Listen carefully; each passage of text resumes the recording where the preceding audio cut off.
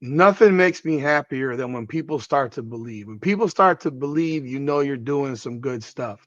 And that's what's happening right now at the University of Miami. Miami Hurricanes football team is ranked number 2 in the country in the AP. If you ask me, they should be ranked number 1. I don't understand what's going on in the college coaches poll, having Miami ranked number 6. That's absolutely insane. I mean, who the hell are these coaches that are voting who have Miami ranked number 6? It's bananas. It's absolutely bananas to see that type of ranking by the college coaches in this country. It's a massive form of disrespect, and it seems like nothing will convince them because, well, they just don't like Miami, and the way to keep Miami down is to try to keep them down in the polls because they know that their vote actually matters. People have said, "Oh, the polls don't matter." Yeah, they do. Let's not act like the committee that decides the playoffs has brains because it doesn't. They're brain dead. They've shown it before. They showed it 2 years ago, holding Florida State out as a 13-0 ACC champion. They showed it last year. Even though Miami lost to Syracuse, most of us would agree that Miami was a top 12 team in the country. Definitely better than Alabama. Certainly better than SMU. Certainly better than Boise State. But they fumbled the bag against Syracuse, and that was that. But again, you have a committee that makes decisions based on polls. They can lie about it, but we know it's based on what the polls look like because they're very, very, very similar.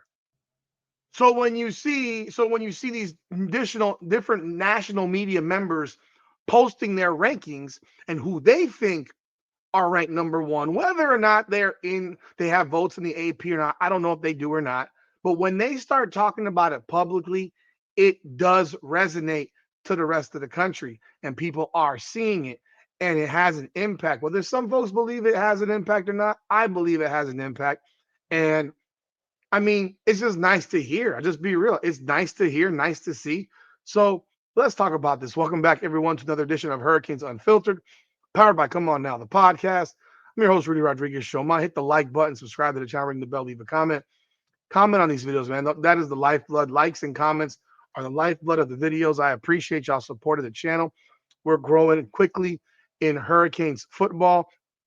We will be doing a weekly Hurricanes and college football show starting on Monday evening, probably 7 or 8 p.m., figuring out the time. But there's going to be a weekly Hurricanes and college football show. It's largely on Miami Hurricanes football, but I will be doing college football in there as well because I'm watching it all. So, and doing multiple shows can be a little bit difficult. As you guys probably have seen, I do cover multiple sports. So, doing multiple shows just on college football in terms of live, and I'm talking live show, not a recording like we're doing right now. So, let's take a look at what's going on across the country. And it excites me because we're seeing people who are finally taking notice of what the Miami Hurricanes are doing. Let's take a look. So let's start off right here with Josh Pate. He has a college football show, well-known media member. And look who he has ranked number 1 in the commissioner's poll. Week 4 rankings. University of Miami. Recognition is coming. He's got Miami at number 1. He got Ohio State 2, LSU 3, Georgia 4, Oregon 5, and so on and so on and so on. FSU's ranked 6th. According to him, next week could be a top 5 matchup. 2 top 5 teams for his rankings. And I've watched his stuff across the weeks, and Miami's just gone up and up and up and up. So people are recognizing. That's one. Take a look at that. Josh Pate. Go check out his site. That's his Instagram, Josh Pate CFP. And he does have a YouTube channel, so go check that out. So here's the next one from AJ McCarron. I think Miami is a legitimate national championship contender. I think there is not a team in college football right now that looks scarier on both sides of the ball. The progress that's been made defensively from this Miami defense. They hold Florida just 141 total yards. That's the lowest output this century, which is pretty remarkable. The other thing that's amazing, how often do you see a team go 0 for on third down? That's right, 0 for 13 on third down conversions. It's one of the worst we've seen in the FBS since 2022. Pass rush was relentless. The secondary and the coverage on the outside was outstanding. It was amazing. Then you look at Miami's offense as things started to go their way, and you could see the snap counts and the rep exposure started to get going. Mark Fletcher, who finishes with 24 carries. Marty Brown finishes with 18 carries. Those two guys combined for 42 carries. Just physically wore down Florida throughout the game. I think Miami right now, they can beat you through the air. They can beat you in a track meet. They can beat you in a slugfest. They can beat you on the ground. There's just a lot of pathways to victory. So, boom, there you go. A.J. McCarron, former Alabama quarterback, and typically an SEC guy. So, I said Greg McElroy is what I said. I'm pretty sure I said him, right? Former Bama quarterback, SEC guy.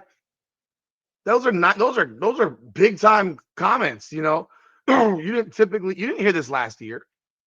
You didn't even hear this last year. We were good last year, but you didn't even hear this type of thing last year. You've got this guy here talking about dominant on both sides of the ball, things that we're all seeing, but national guys are now saying it.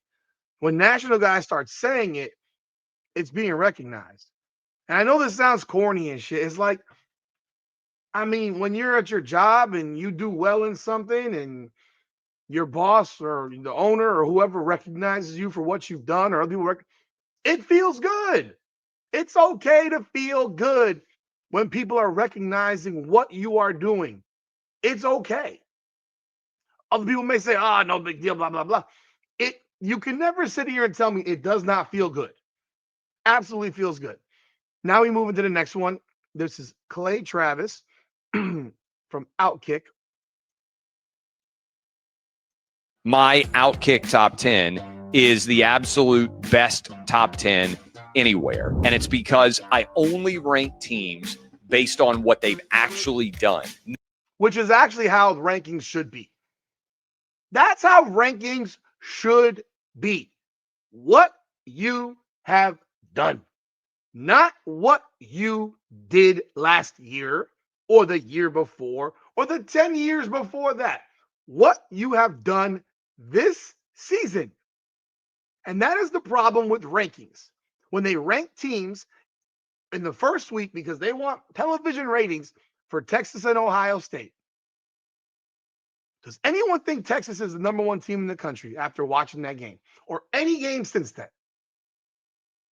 You can have a loss and look good losing. You can have a loss and look like trash losing. Texas has wins against bad teams where they look bad winning.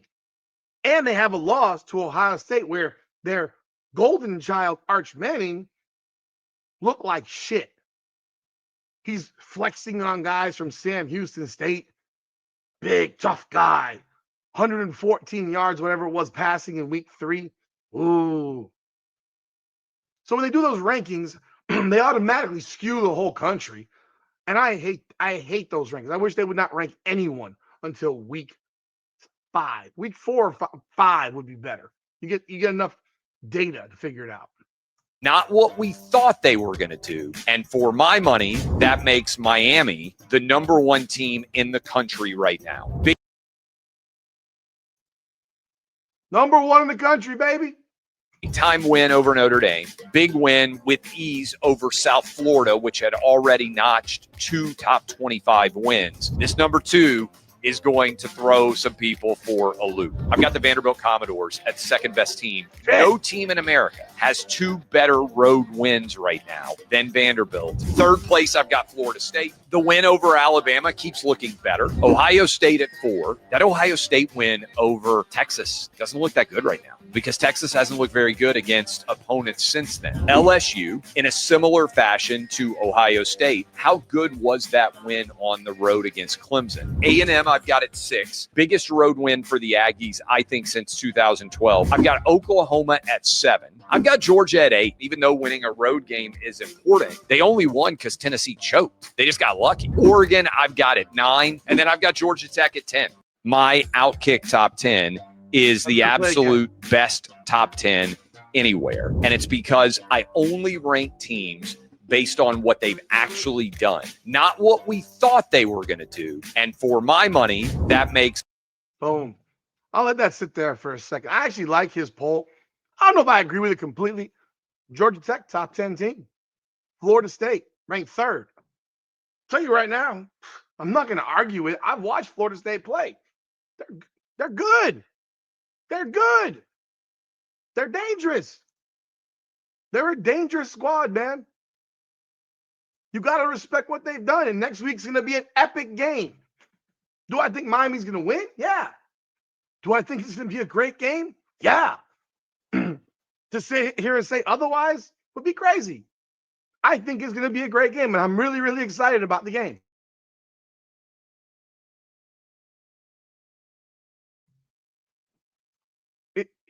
It's honestly the first time in years that I'm really excited about playing Florida State. Not because I know Miami's going to win a game, because are you really so excited for a game when you, in your mind, you know they're going to win? What makes these sports fun is when you're like, yo, pick up a coin and flip it up in the air. But I do think Miami's going to be a favorite. I think Miami should win the football game. They have more talent. They're deeper. The offensive and defensive lines are dominant. And we will do some previews on that next week and look at position by position and all that stuff, because that's going to be a deep dive conversation, because that's the biggest game of the season. The biggest game of the season. Didn't know that it would be the biggest game of the season when the season started, but it is clearly the biggest game of the season. So they're getting recognized too. And beating them this year actually matters, whereas beating them last year didn't mean shit. You know what I mean? So that's another one. Let's take a look at this final one right here. And this is the one that I really think eye-opening, man. Because when you have convinced your rival that you're the best in the country, I don't gotta say much more than that, because the rival is acknowledging you are the best in the country. Let's take a listen.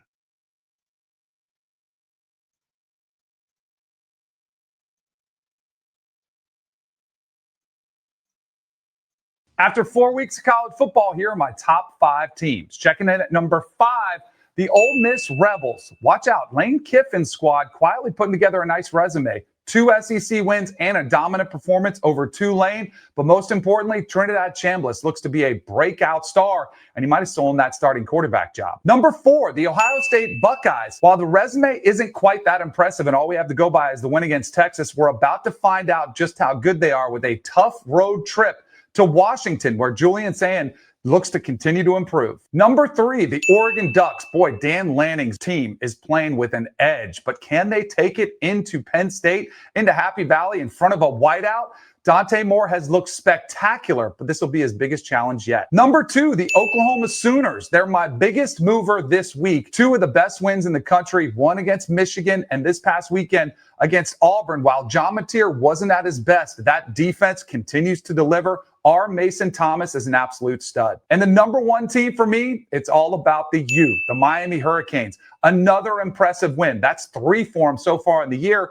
And while their offense wasn't at their best, it was the defense that delivered, which is quickly proving to be one of the best units in the country. And watch out, Ruben Bain quietly getting some Heisman love, something to keep an eye out on.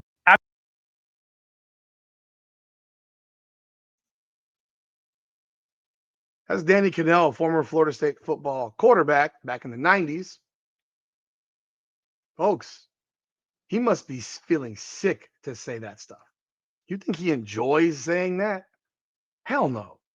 And you know that if FSU was to pull off an upset, he will be off the charts, over the moon, excited. But right now, and this was last week too, he had his rankings last week. He had his rankings last week, and he was a believer last week in the Hurricanes. If you don't believe me, I can show it to you right here as well. This is his rankings last week. Take a look.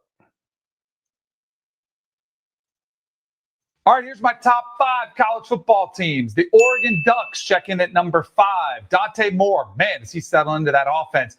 Already a blowout win. They go on the road, tough environment. Don't get the cover, but they still win. Dan Lanning feels like he's on a mission. Number 4, the Ohio State Buckeyes check in. The defense, we've seen what they can do from start to finish. Julian Sain continues to get more comfortable. And watch out, because Jeremiah Smith is showing that he's returning to form, where he's one of the best offensive weapons in college football. Number 3, the Georgia Bulldogs. Kirby Smart's team goes on the road into Knoxville in a shootout, something you didn't think you would see, but you did. Gunnar Stockton came up big when it mattered the most. Beautiful touchdown pass and 2-point conversion to take it home for the Dogs. Number 2, but the LSU Tigers. Brian Kelly's out here apologizing to reporters because he was too hard on him after the game. You know what, though? He's right. LSU fans are spoiled. They want big wins. They want blowouts. A win is a win is a win, and they got 3 of them. Number 1, the Miami Hurricanes. Carson Beck is playing quarterback better than anybody in the country. He looks comfortable. He looks confident. And that defense, Ruben Bain, Akeem Mesidor, they are terrorizing opposing quarterbacks. That's why the Canes take home the number 1 spot. So there you go. Even last week, he had Miami number 1. So he's an early adopter on the Hurricanes. He's an early adopter. And that speaks volumes, man. That is, they're getting respect. And I'm a fan. I appreciate it. Now, looking at his list this week, Oklahoma, John Mateer is now out for weeks at least. I don't know how long he's out for, but I saw he has a broken hand and will be out for a month. So his standing in the Heisman Camp conversation is pretty much over. They have Kent State. He's going to miss the Texas game. He's going to miss a game at South Carolina and then a game against Ole Miss. Those are 3 tough games. And if it extends longer, you got Tennessee, Alabama, Missouri, and LSU. They have a schedule, bro. They got a schedule. So sucks for them that he got hurt because he's a good player and I like watching him play. But, yo, man, the nation is recognizing. Media members are recognizing. Pundits are recognizing. It's all about the you, baby. It's all about the you. Let me know y'all thoughts in the comments. Hit that like button. Subscribe to the channel. Ring the bell. You know what it is. You know what time it is. It's Hurricanes Unfiltered. Powered by Come On Now, the podcast. Come on now.